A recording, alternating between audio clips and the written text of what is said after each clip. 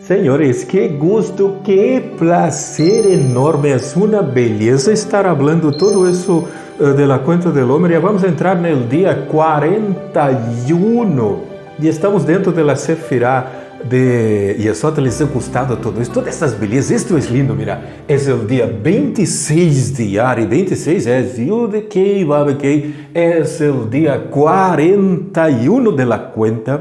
Estamos em Yesod, que está dentro de Yesod, e vai haver uma surpresa incrível, super incrível com relação a Amalek, que é uma contraordem que vai dar Moshe Rabbeinu com relação a los amalequitas. ¿Se imaginou? Há uma ordem em la batalha que é para lutar e todo aquilo, pero vai venir uma contraordem.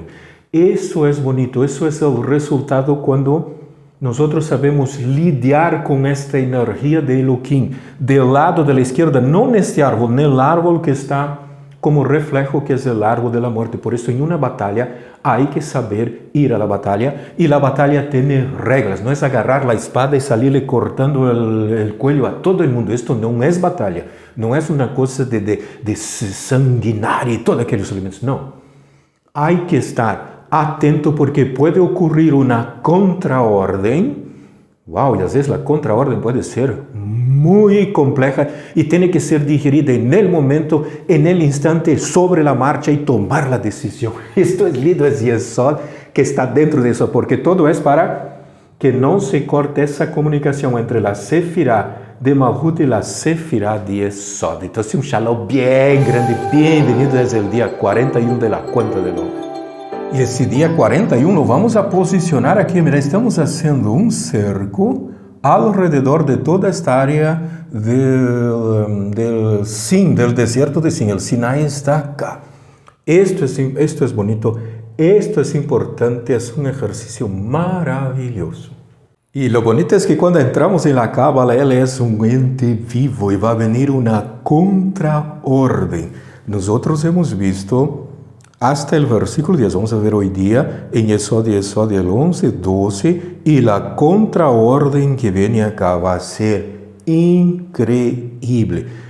¿Se imaginó? Si uno ya tiene el proyecto y todo el plan hecho y viene la contraorden, ¿qué vamos a hacer? Y mucho más cuando esta contraorden contradice todo el proyecto. Y Moshe está en el monte con Ur y Aarón. Entonces, ¿qué ocurre? Siempre que Moshe levantaba el brazo, el pueblo se inspiraba para someterse a Dios. ¿Estás entendiendo lo que está diciendo acá? Vamos de nuevo.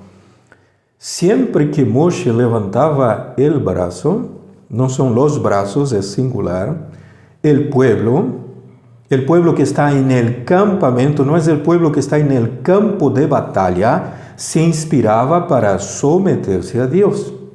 Y Dios venía en su auxilio. ¿Cómo es que el Eterno venía en el auxilio del pueblo? Haciendo que los tzadikins que están en la batalla puedan someter a Amalek. Y Israel prevalecía, pero siempre que él bajaba su brazo, el pueblo no se inspiraba de tal modo y Amalek prevalecía. Señores, esto es increíble. Siempre hemos pensado que eran los soldados que estaban en la batalla que cuando Moshe levantaba sus brazos, plural. No es brazos, plural, es brazo. Pregunta. En el árbol de la vida, ¿dónde está el brazo? ¿Estás viendo cómo debo de hacer el ejercicio? Número 2. Cuando él levantaba el brazo, ¿cuál será? ¿Derecho o izquierdo? No. Esto, porque ahora ustedes me están viendo al revés. Entonces, ¿es derecho o es izquierdo? ¿Estás viendo el reflejo del espejo? Qué bonito. Entonces, todos esos detalles yo necesito. El que se inspiraba no son los soldados en el campo de la batalla.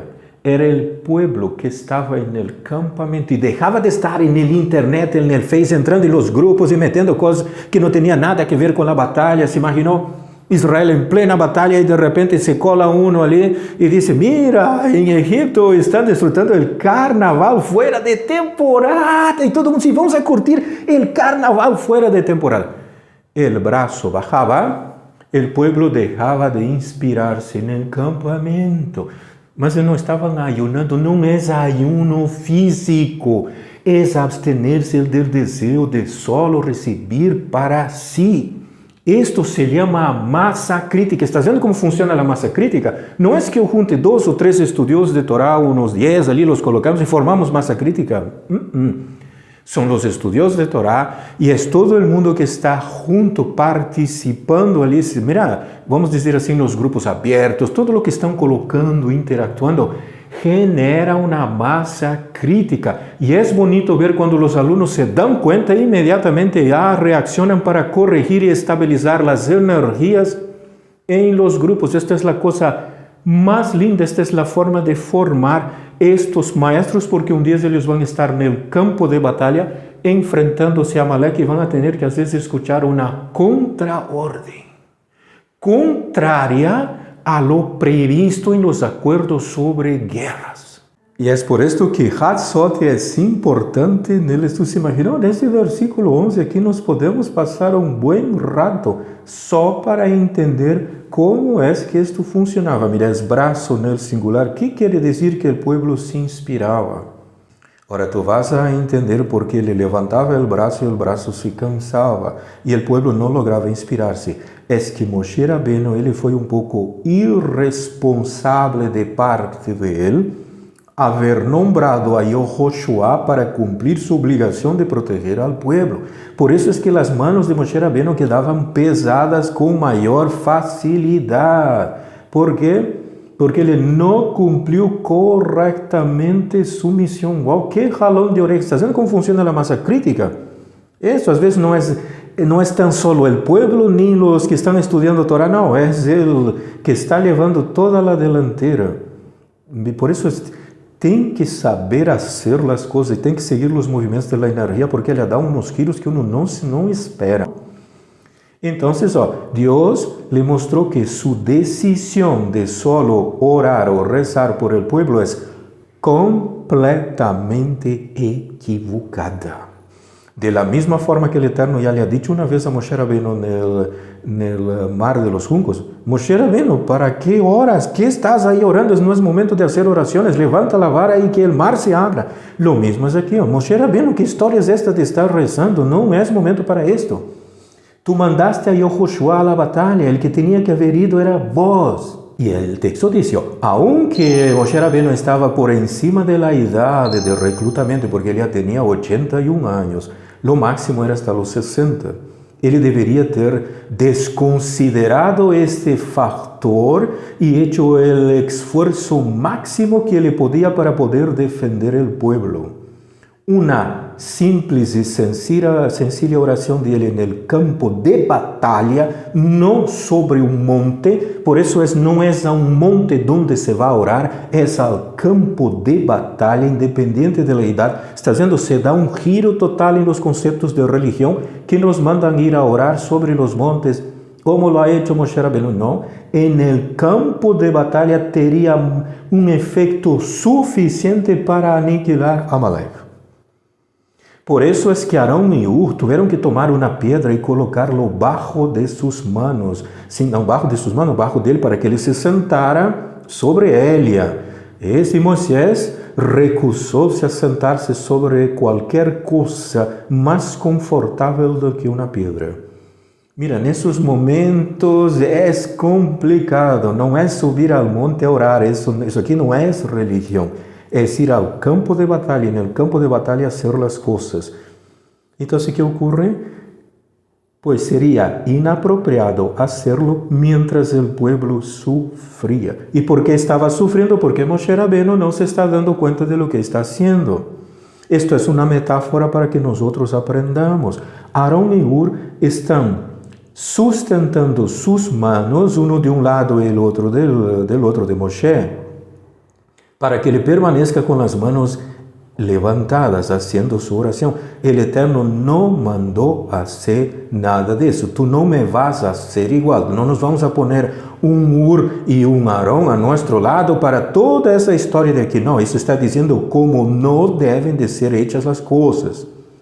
Mira, as manos tinham que quedar firmes e confiantes. Então, os amalequitas por medio de los astrólogos. Mira, por eso hay que saber neutralizar esos elementos de los amalequitas, ¿no? Las hechicerías, o por medio de sus astrólogos, habían calculado cuando ellos llegarían a la victoria contra Israel.